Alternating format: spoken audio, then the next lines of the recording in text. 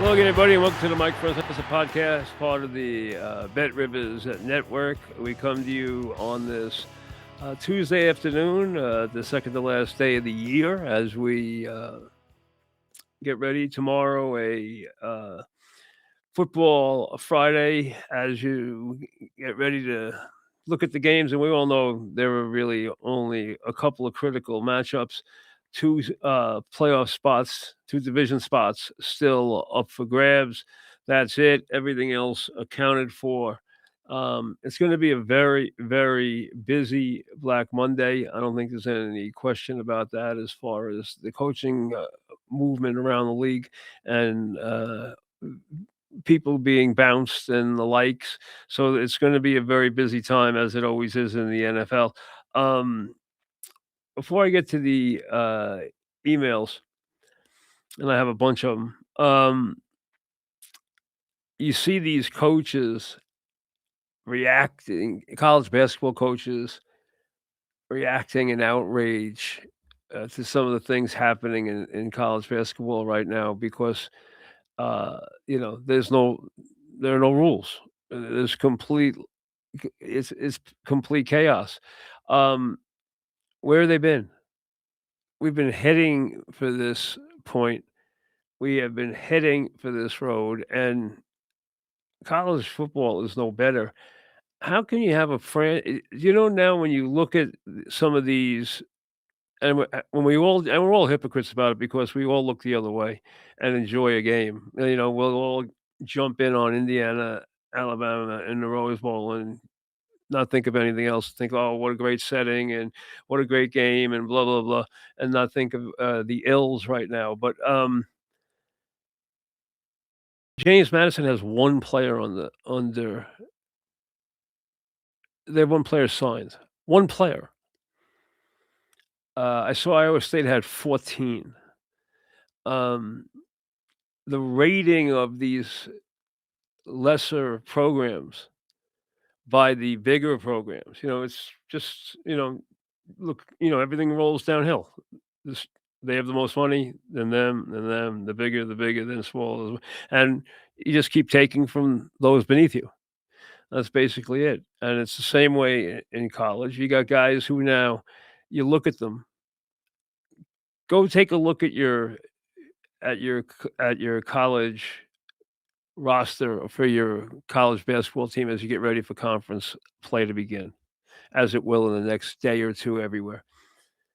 And look at how many players, if you're a big squad, has players who have played 3 and 4 years with all different teams.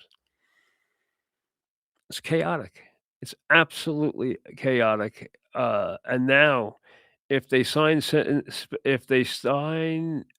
guys now who have checkered backgrounds, who bounced around and may have played in Europe or may have played in the D League or may have been drafted and then they didn't get drafted and then they didn't go and they didn't do the.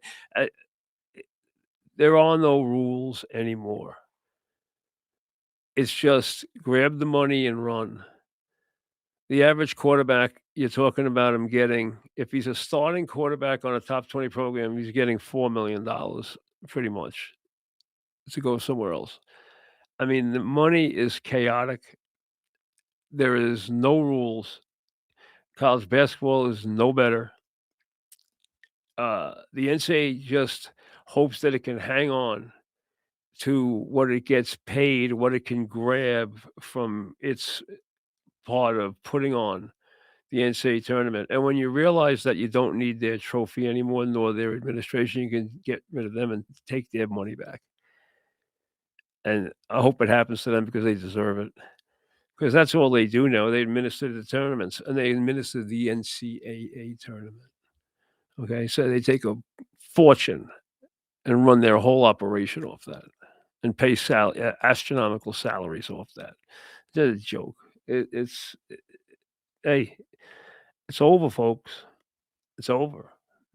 They can't put the genie back in the bottle, but now they have just let it get completely chaotic. And when you allow leagues to be owned by private equity or universities to share their money with private equities, It can't work.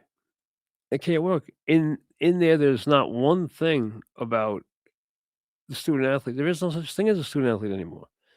This is a minor league system that neither the NBA nor the NFL wants to see go away because it's been a cheap one for them. They haven't had to do what baseball does. They haven't had to run minor league systems.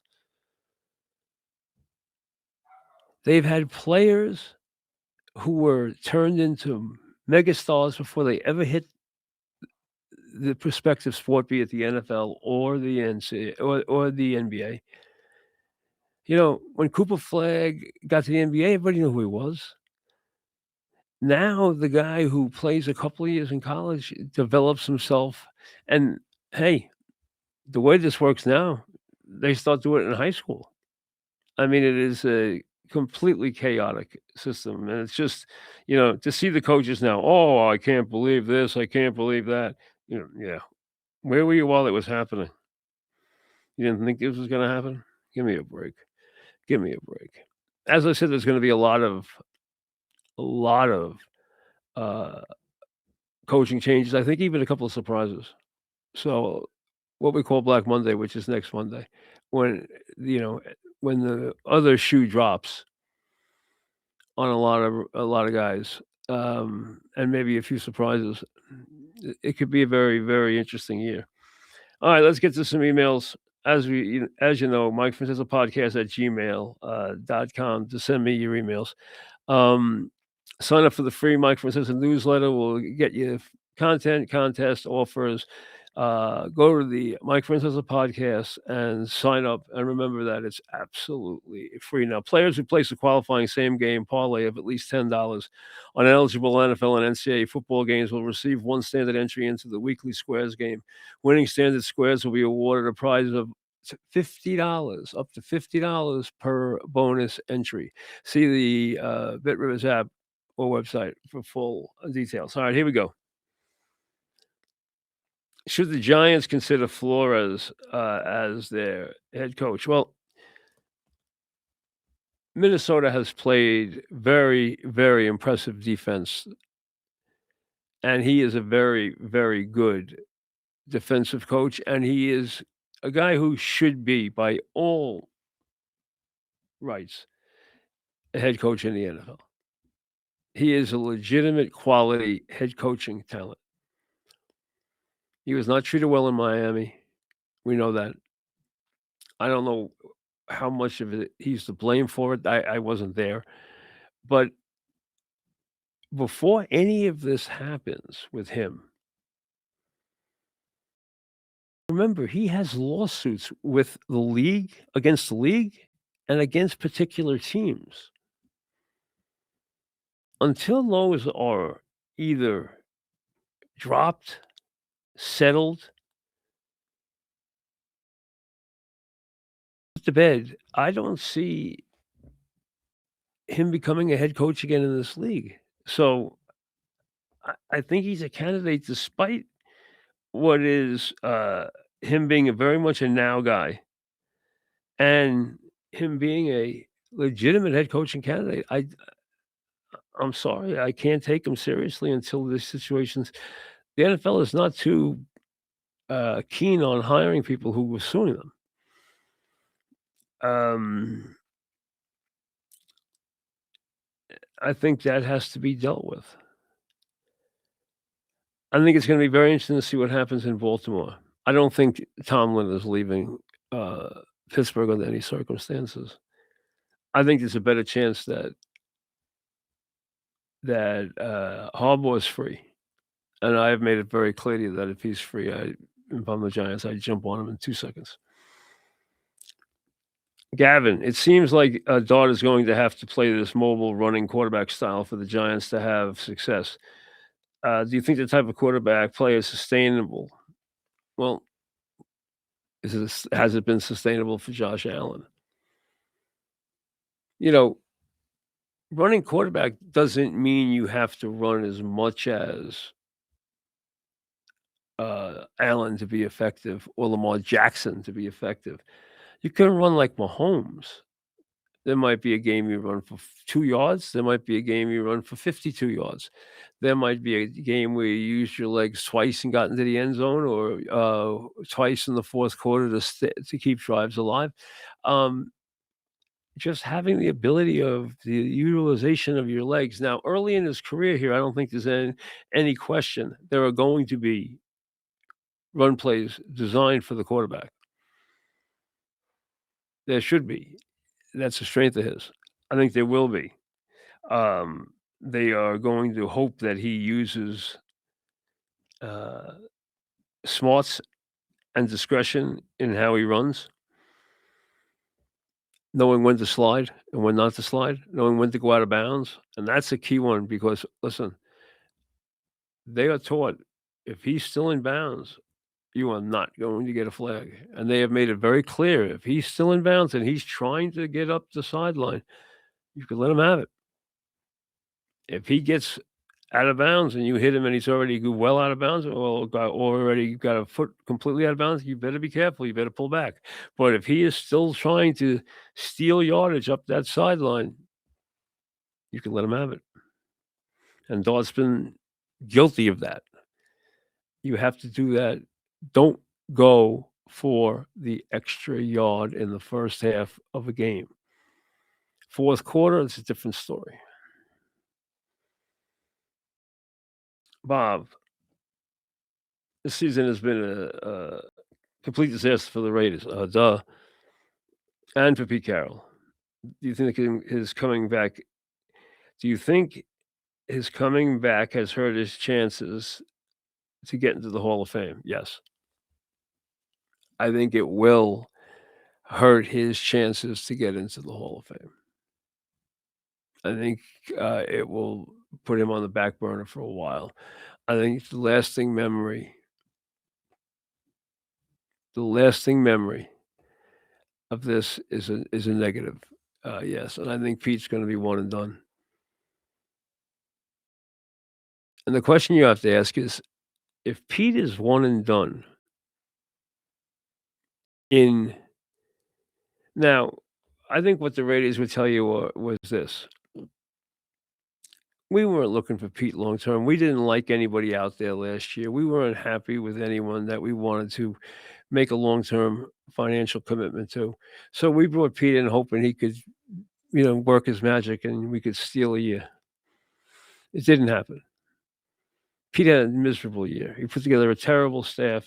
He relied on Kelly, who now is going to Northwestern. He put his sons in positions of power, which he never should have done. Um, I don't believe doing that. And he just got off to a nightmarish start. And Geno Smith had a terrible, terrible year, and their offensive line was hideous.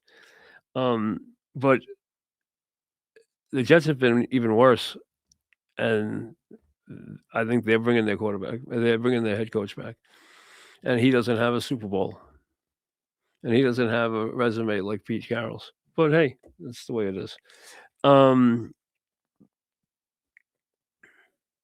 Charlie, do you agree with me that Angel Cordero is one of the greatest athletes of the past 50 years?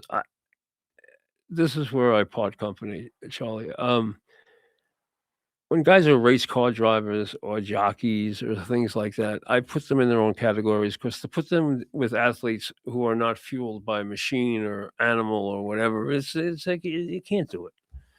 You can't do it. It's apples and oranges. So to me, judging Angel Cordero against another athlete, Angel Cordero against a basketball player. I mean, come on, it's really, why not just throw an astronaut in and we'll make it a threesome? I mean, it doesn't work. It doesn't work under any circumstances. He was great at what he did. He was great at what he did. But again, you got to judge him in context. Kevin, do you think the Knicks always had a bench and it wasn't that they weren't good? It's that Tibbs never played them.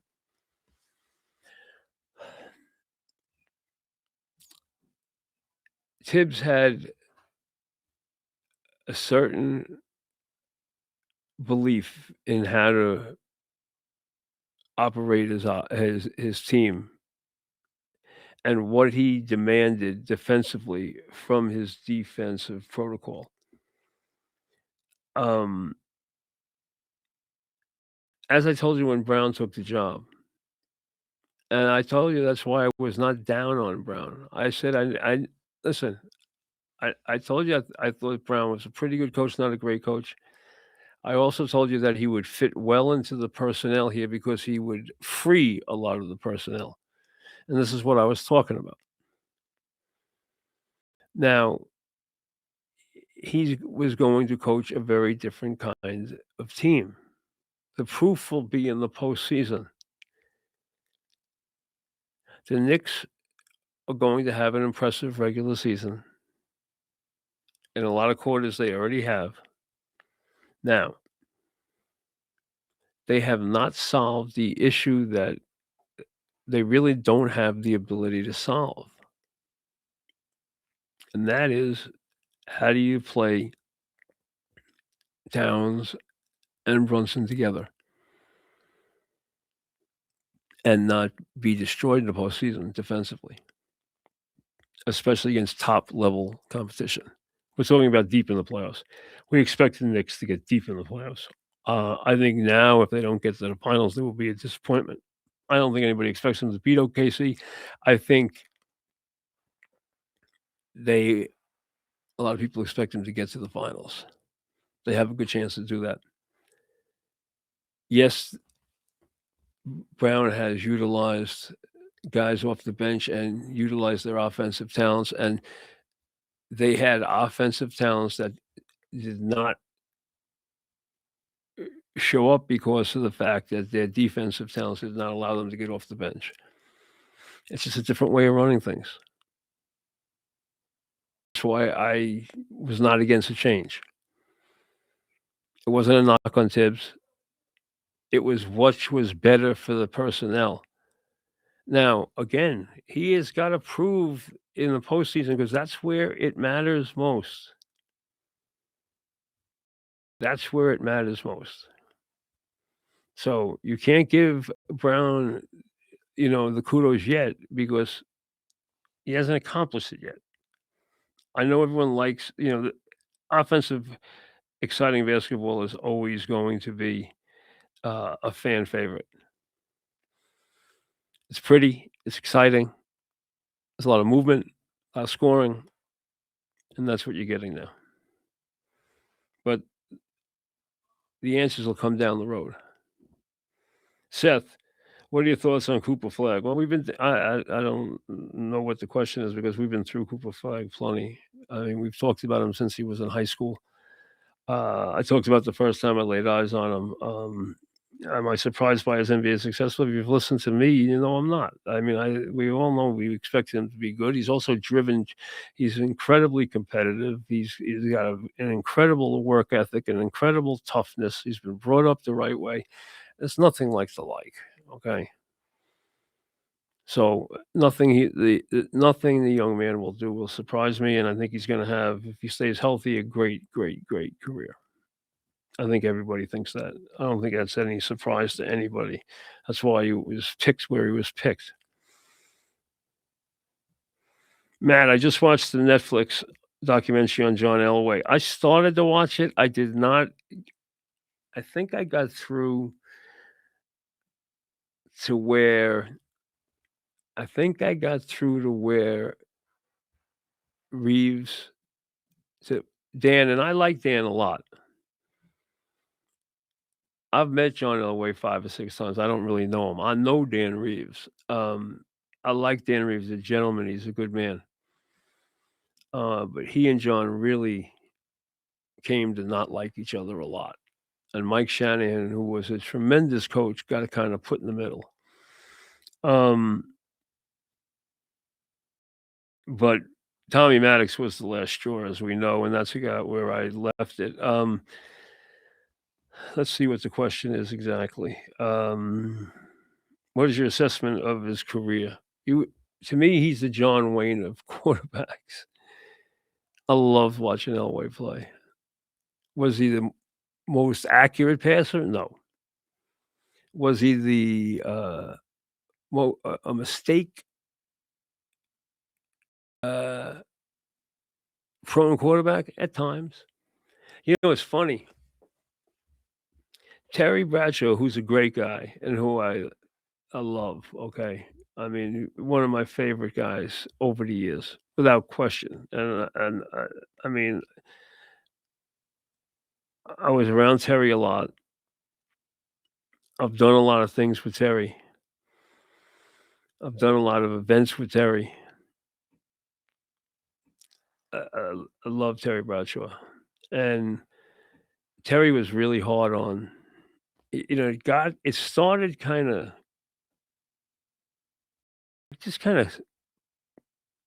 softly or kinda just throwaway bit with him and Elway, and then it really kinda started to take on a life of its own, and it's funny because, Terry was tortured on his way to winning those Super Bowls, and Terry kinda tortured Elway, and, John it wasn't John's fault. It really wasn't. Like 55-10 in New Orleans. And I've told you this story, before. For those who haven't, never heard it, I'll tell it again about that game. Dog and I were in New Orleans, and I talk about how there was no Radio Row. There was one guy from New Orleans who did a show for 1 hour next to us in the hotel. He was there for 1 hour. He'd come and do an hour and pack up and leave, and then it was just us. There was no one else there doing shows.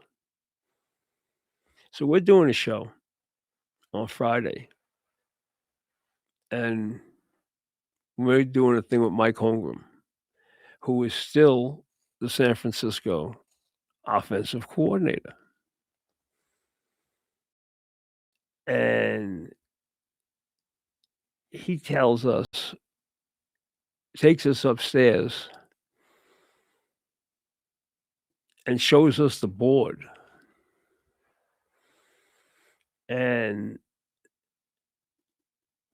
says, something that I've never heard anybody say before. He said, "You know what? Denver's made for us." He said, "You know how some teams are just made for you defensively?" He said, "Denver's made for us." He said, everything that we're gonna try is gonna work." And damned if it didn't. I mean, it was 24 to nothing or 23 to nothing in the first quarter. Final score was 55 to 10, and John's getting blamed for this game because John at that time had driven a couple of with some haunting mistakes by Cleveland, as we know, which was the better team. And John, once with his heroics, once with Cleveland's screwing up, winds up getting these Denver teams into the Super Bowl. And they got no chance. Now remember, they've gotten crushed by and, I say getting crushed by the great Giant team. Remember, okay, remember, uh,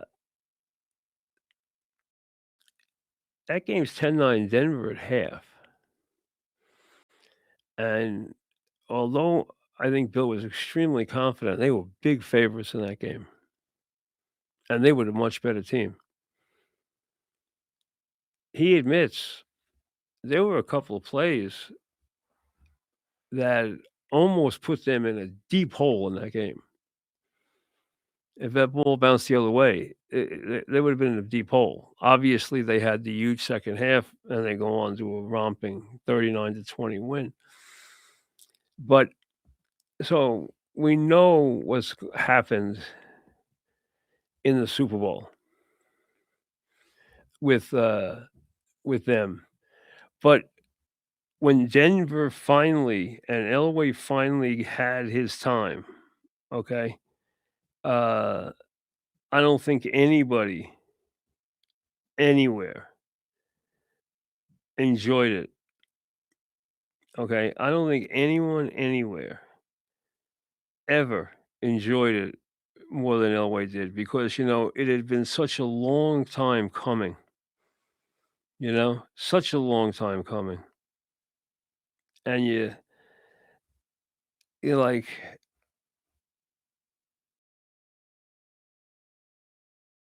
you wanted to I felt so good for him then, you know, because he was such a talented player. And I understand, listen, he had created enemies right from the start when he didn't want to go to Baltimore and he went and played baseball and we know what happens. He went to I mean, we all know all the stuff, okay? But there's no question how gifted John was as a player. Okay? We all know how gifted he was as a player. And it finally came to fruition. And when he finally got those, championships, it just it made and obviously, Terrell Davis made a huge difference, Shanahan's coaching, but, getting there was finally such a big deal. I mean, just such a big deal. And, it made a big difference. It really did. Uh, I think he had a great career. I think he was great in the 2-minute drill. He could use his legs, and he could throw on the move. He could make, incredible off balance plays. He also could make some horrific throws, and he could make some, he could bring you out of your seat. He was an exciting, exciting player. He really was in so many ways, and just an incredibly gifted player. So from that standpoint, I mean, I was very happy with what happened to him and what happened in his career because I thought it was important. I mean, that you want to see those guys have that moment. You would have liked to see Marino have that moment. Now, Marino didn't go there and get his heart broken and get embarrassed and have to carry the slings because Marino got off to such a great start in his career. He was like big star, and he was respected from the beginning. But the game against the Bears on Monday night carried a lot of weight because he did the one thing that no one had ever done was just completely destroy the 46 defense. But it was a Monday night game. It wasn't a playoff game. And when he went to the Super Bowl in his second year, you thought, oh, he's going to go back and back and back and back. And he never went back. So you have that, but he never took the abuse. Never took the abuse that Elway took. Bob, maybe I'm just being a greedy Mets fan, but can but I can understand why the Mets can't sign Bellinger, Bichette Tucker. They,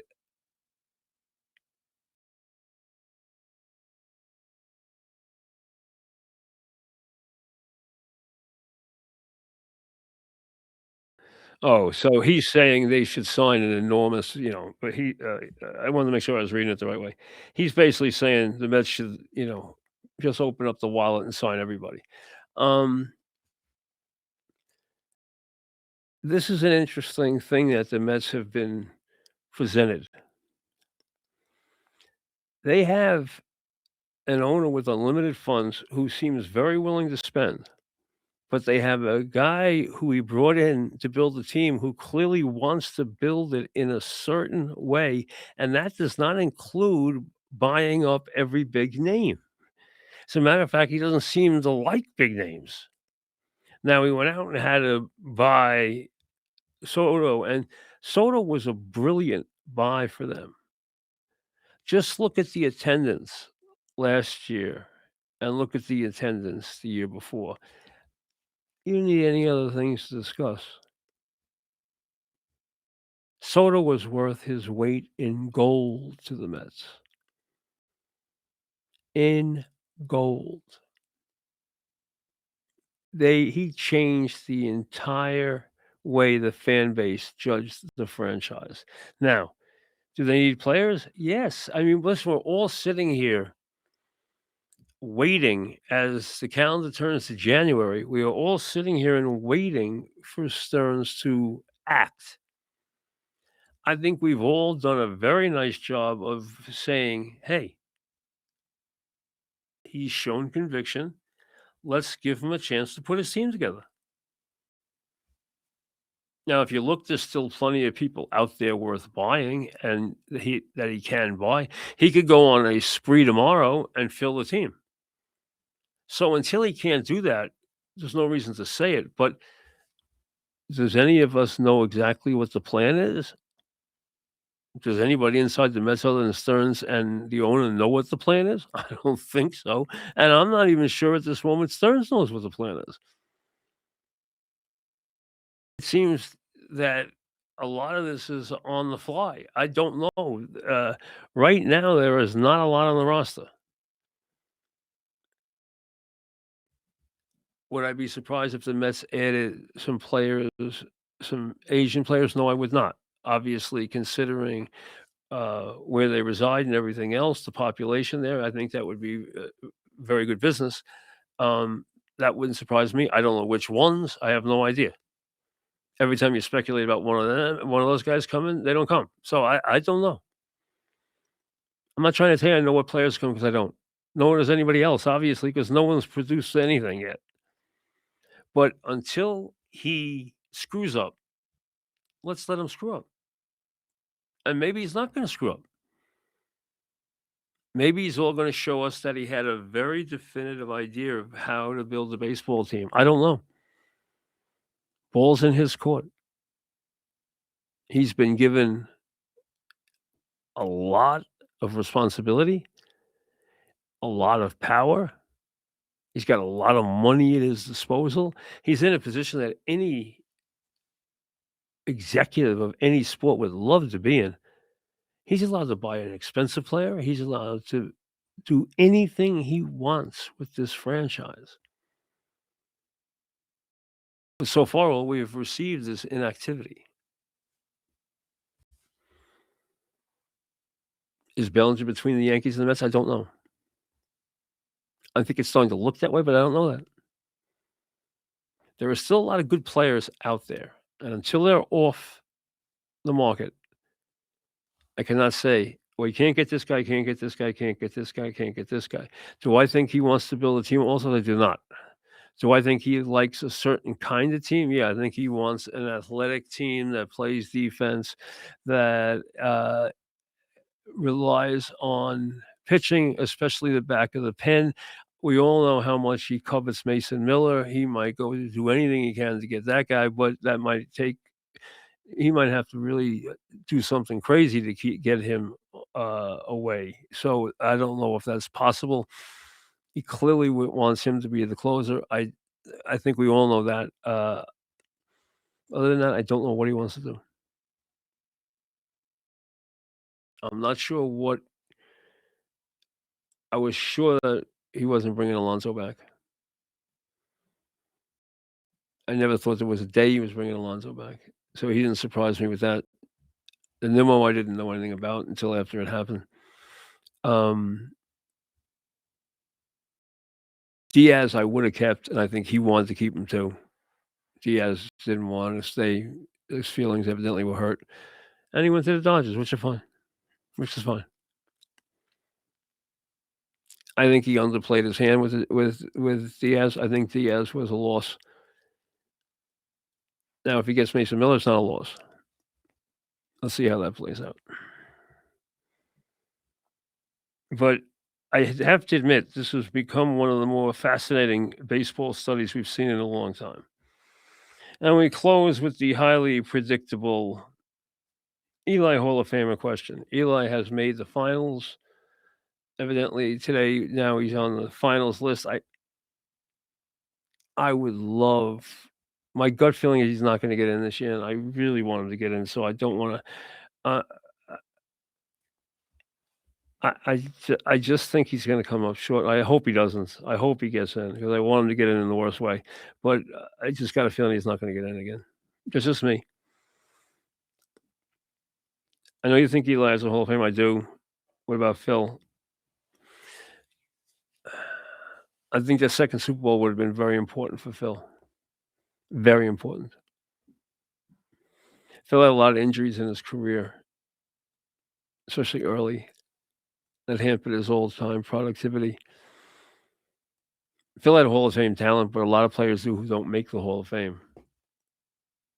Hall of Fame credentials and Hall of Fame talent are 2 different things. Injuries play a huge role, as they have in the careers of Mattingly, as they have in so many different careers, down the line, you know? So, um, hey, you have to not only show up, you have to play,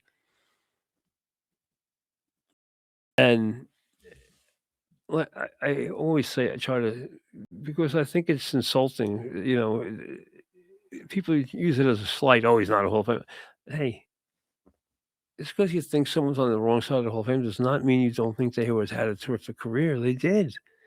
You're talking about 1% of all the players ever. If it wasn't rare, it wouldn't be special. It really wouldn't.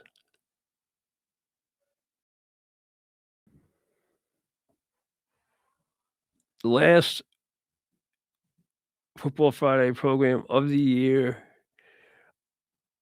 moved up obviously to, New Year's Eve tomorrow, the final day of this crazy 2025, and it has been a crazy 2025, hasn't it? I think we say that every year, but this year, I think we really can say it. Look what's gonna happen in New York City the next day is gonna be even historic, and, you know, you have to watch it because it's something that could change history. Who knows? You know, who knows where we're headed, you know, as a democracy at times, especially in the last couple of years. It's a very, very different time. It really is. Very head-scratching, puzzling, scary time. Few answers, a lot of questions, few answers.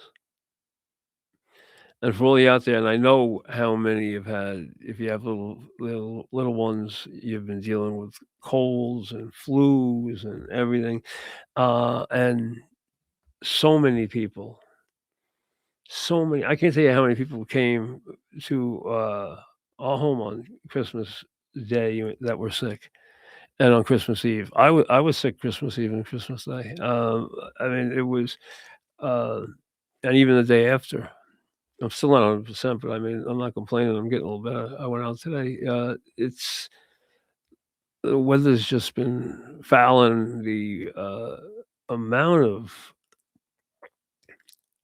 flu and colds and everything else is just insanity. Strange time, really is. But health, happiness, that's why on Christmas Eve, on New Year's Eve, you say, "Have a happy and healthy," and, hey, underline healthy because without that, you don't have anything. We'll see you tomorrow.